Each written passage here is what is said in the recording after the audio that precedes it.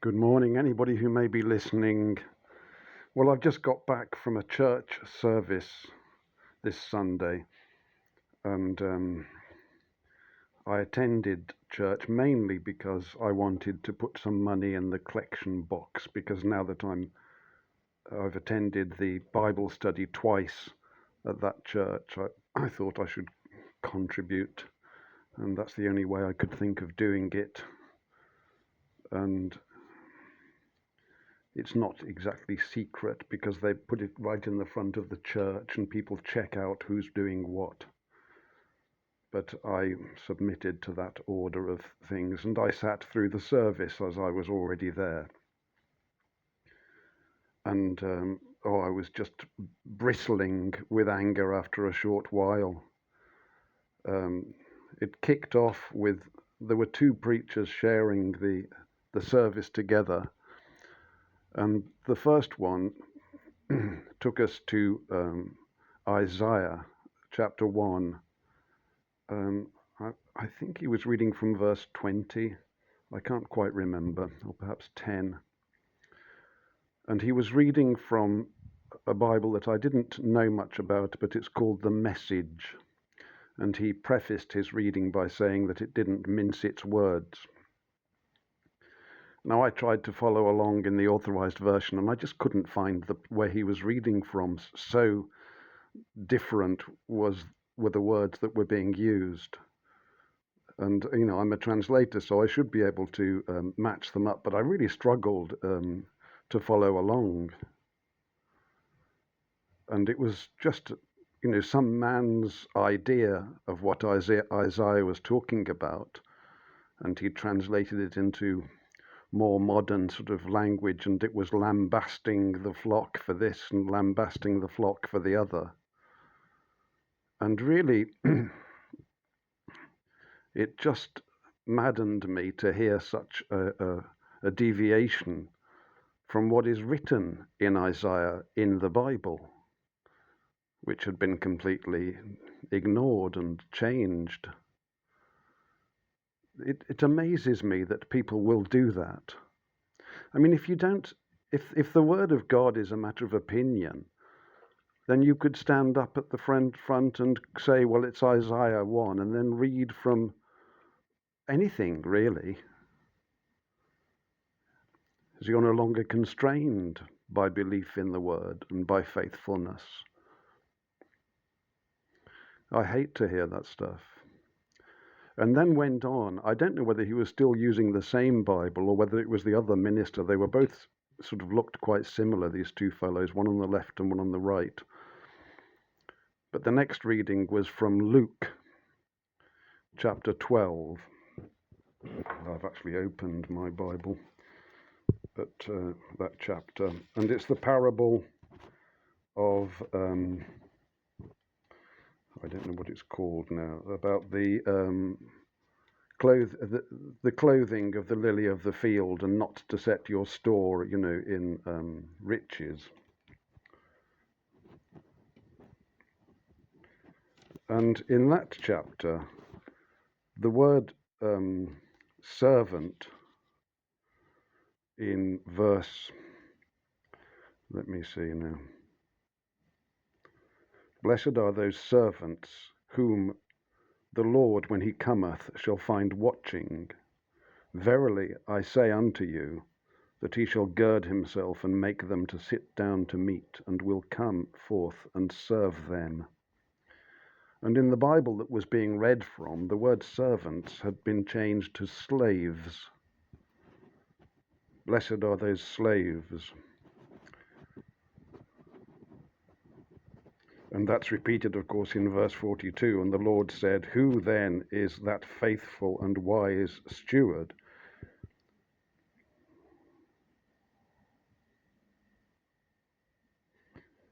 whom his Lord shall make ruler over his household, to give them their portion of meat in due season? And 43, blessed is that servant whom his Lord, when he cometh, shall find so doing. Blessed is that slave, apparently. It's very different to describe the faithful as servants, or to describe them as slaves. It was the same problem, really, in Acts, wasn't it? In the Good News Bible, where servant was used to describe Jesus Christ rather than the child of God. So Jesus Christ is a servant, according to the modern translators, and the faithful are slaves. But that's not at all correct. I mean, a slave in today's language has a sort of a negative connotation, doesn't it, of submission, of bondage. It's not at all what a servant is. And if you read Leviticus, of course, it's very clear that a servant has very different social status compared to a slave, and can be free and can inherit also with faithfulness. So this is so important for us as people of Christ. So, I hate these wicked and deceitful translations. And if you want to read from it, fair enough. But I mean, you then have to add the codicil that the modern Bibles have changed servant to slave for some reason. It's not the only change, of course. It's full of stuff like this that's just weakening and perverting the Word of God. Because the people in that church and the people in most churches don't understand that the Word of God is immutable, that the Bible is true. Once you understand that the Word of God is the Word of God, you wouldn't change a single comma, would you? How would you dare? But they dare, they have no shame at all.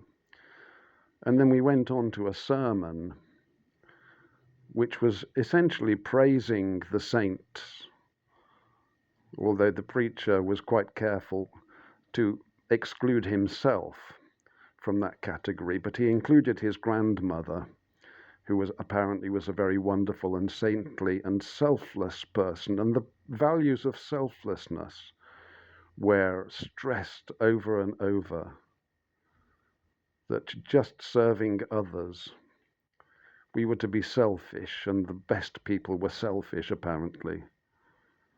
And these wonderful people were selfless.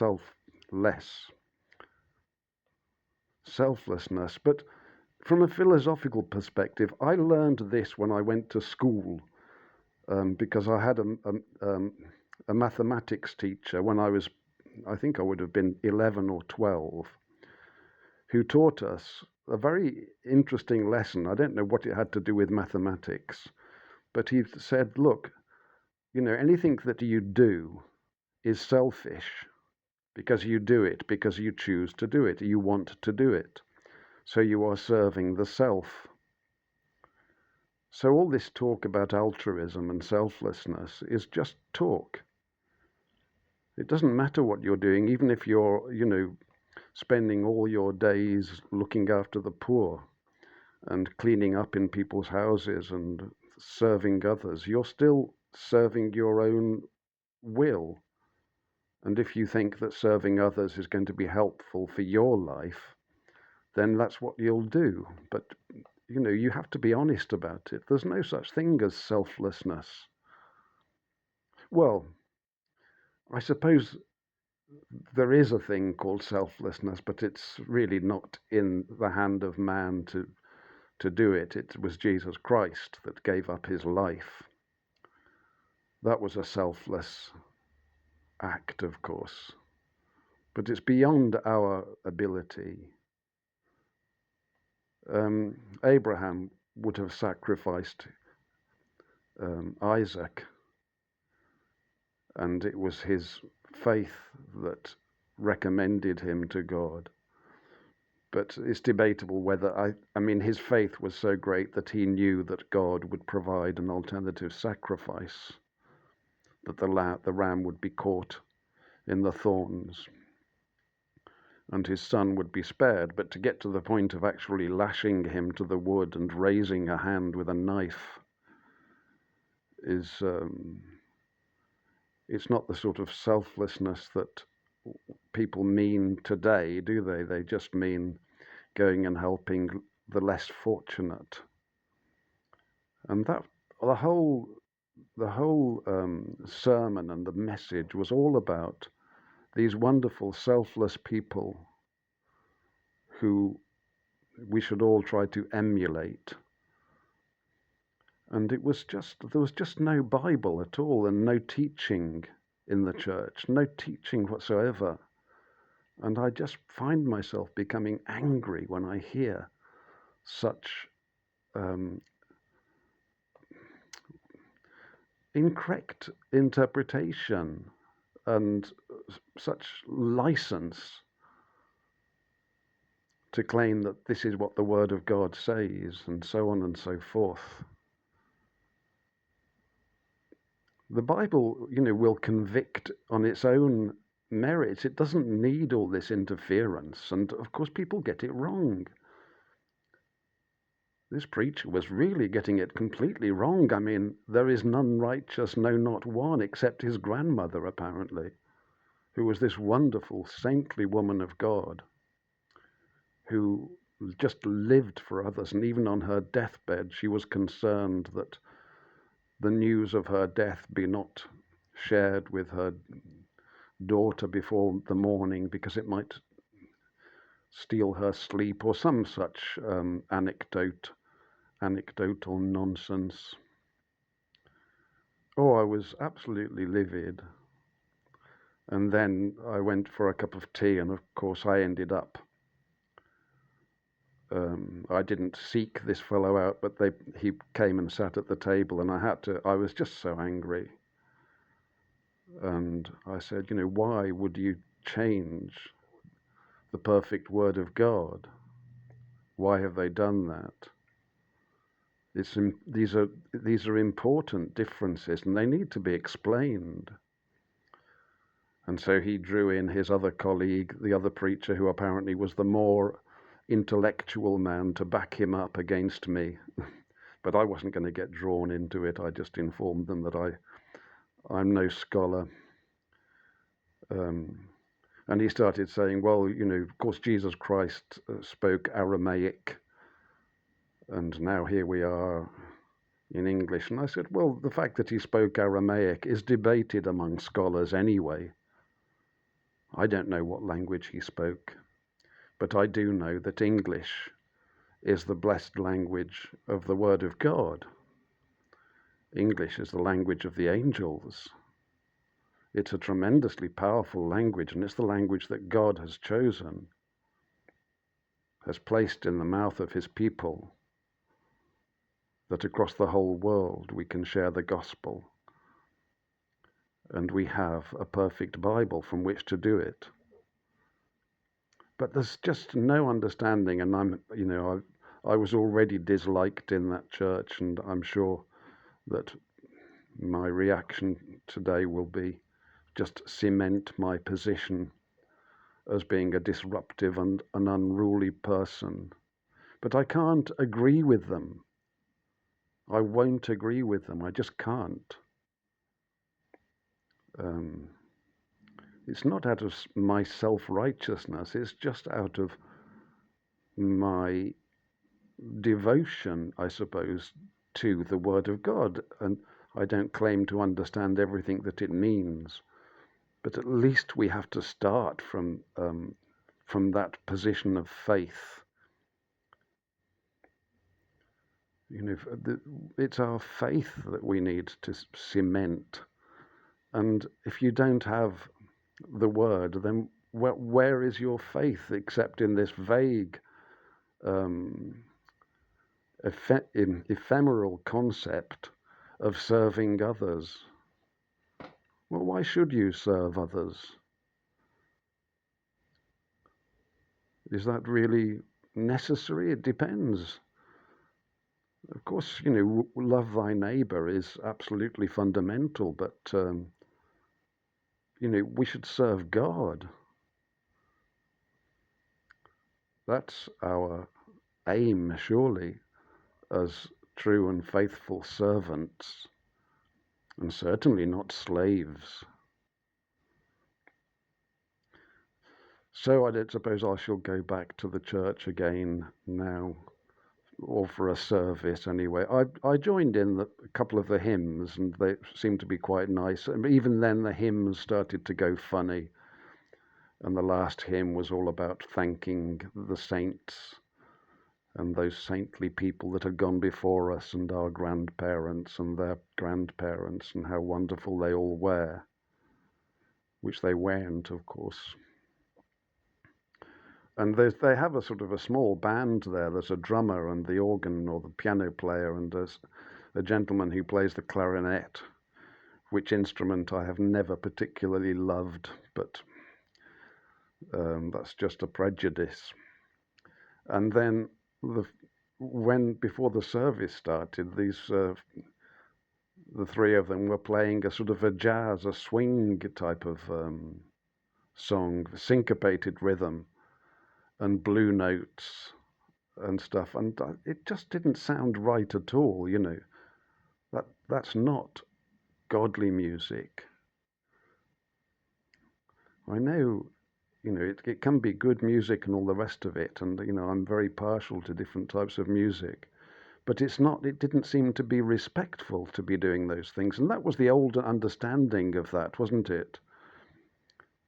To be playing off-key notes and to be syncopating stuff, and getting that dance vibe into the rhythm. I suppose Pentecostal churches use it more. They even had a clappy song towards the end because those things they think are popular. It's a horrible piece of music, and I just refused to even attempt to sing along with it. But these two preachers, who were very staid, elderly gentlemen, very grey and serious, started clapping their hands at a certain point, and it just looked so forced and so false.